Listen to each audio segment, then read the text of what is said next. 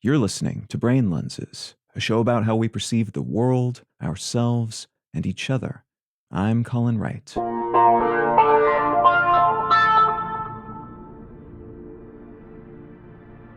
In the world of public polling, preference falsification refers to the tendency of those being surveyed to provide false answers in order to fit in with what they perceive to be the socially acceptable majority. This concept was already being explored when it was given this moniker in 1995 by a social scientist named Timur Kuran, and it's been of particular interest to pollsters looking to collect more accurate data about various things, and analysts looking to understand how protests, riots, and uprisings emerge seemingly out of nowhere. In the former case, poll workers wanting to accumulate better data about political and brand-related views, who cares about what policies, how different products are perceived by their intended customer base, try to avoid slanting the data they collect in numerous ways, but it's tricky to account for the possibility that a socially unpopular, broadly or within a given demographic, product or brand will be accurately assessed, as a recent headline may cause respondents to tilt their responses in one way or the other, in order to avoid being perceived as someone who likes the unpopular brand associated with that recent bad thing in the news, or in contrast, to avoid being someone who is out of the loop and not aware of the cool new whatever that everyone suddenly seems to like. This is similar in some ways to the complexities and issues associated with what's often called virtue signaling, where an individual expresses some kind of moral, political, or other ideological belief based on the assumption that it will associate them with a virtuous cause or group.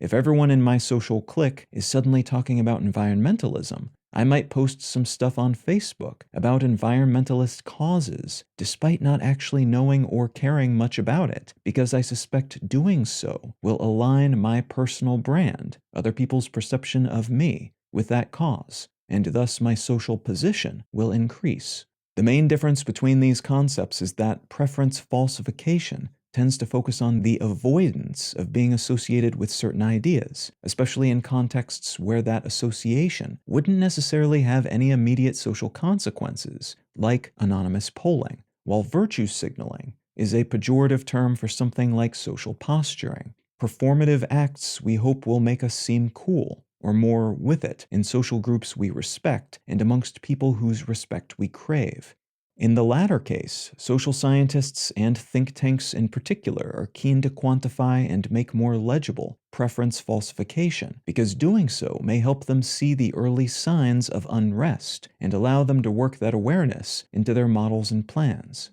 In retrospect, many surprising, in the moment, uprisings and overthrows of governments have been predictable based on the true opinions and beliefs of the majority of people in an area. When those opinions and beliefs are measured ahead of these events, however, many people provide answers they believe will align with the mainstream as they perceive it, rather than sharing their true opinions and possibly flagging themselves as some kind of outsider with dangerous ideas as a consequence. As long as such ideas seem outsidery and dangerous, then, they tend to be hidden, and a perhaps significant chunk of a burgeoning belief-based demographic will seem to be part of another demographic with different beliefs. As long as that's the case, the numbers won't capture them. At some point, though, that dynamic may flip, and this previously hidden group may emerge seemingly all at once out of nowhere, and a trend that seemed to be going in one direction might shove hard in the other direction.